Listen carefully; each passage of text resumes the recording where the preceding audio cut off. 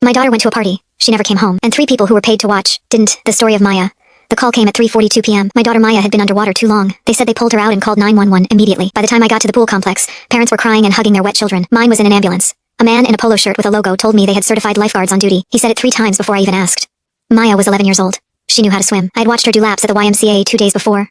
At the hospital, a doctor said Maya did not make it.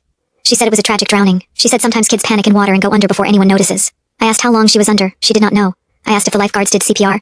She said yes. I asked why it did not work. She said sometimes it just does not. A birthday party host called me that night. Her name was Gwen. She owned the pool complex. She said she was devastated. She said Maya was playing with other kids one moment and gone the next. She said the lifeguards were watching the whole time. I asked how that was possible. She said pools are unpredictable. She offered to pay for the funeral. The investigation begins. The next day I went to the pool complex. It was closed. I looked through the fence. Lifeguards were sitting in their chairs on their phones. No one was swimming. I called the health department. I asked for records of the party. They said there were no violations reported. I asked how many lifeguards were required for 40 kids. They said 3. I asked if 3 were there.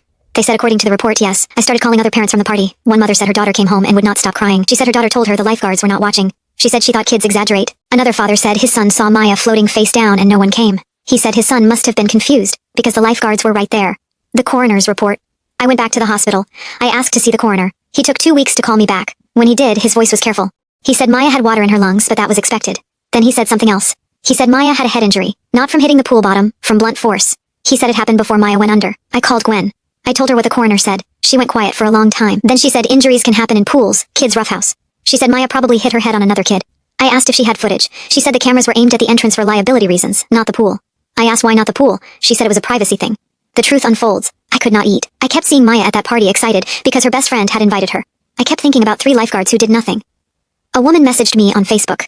Her name was Ronnie. She used to lifeguard at that pool. She said she needed to talk. We met at a park. She looked over her shoulder the whole time. She said Gwen hired lifeguards who were certified but did not care. She said the pay was low and the hours were long. She said on party days Gwen told lifeguards to stay out of the way unless someone was visibly drowning. She said parents complained when lifeguards blew whistles or stopped games. She said Gwen cared about reviews more than safety. I asked about the head injury. She looked down.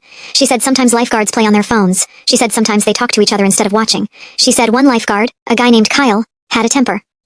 She said he once shoved a kid who splashed him. She said Gwen saw it and did nothing. I asked if Kyle worked the day Maya died. She nodded. She said all 3 lifeguards that day had been written up before. She said Gwen kept them because they worked cheap. I asked why she did not say anything sooner. She said she was scared. Justice? Then she handed me a folder. Inside were incident reports Gwen never filed, kids who nearly drowned, kids with injuries, parents who were told it was just part of swimming. I went to the police that day. They listened. This time they pulled records. They found Kyle had a history. They found 2 other kids who said Kyle pushed Maya during the party. They found texts between Gwen and the lifeguards telling them to delete any footage from their phones. Kyle was arrested. The other 2 lifeguards were charged with criminal negligence. Gwen was charged with evidence tampering and operating an unsafe facility. The pool complex was shut down permanently.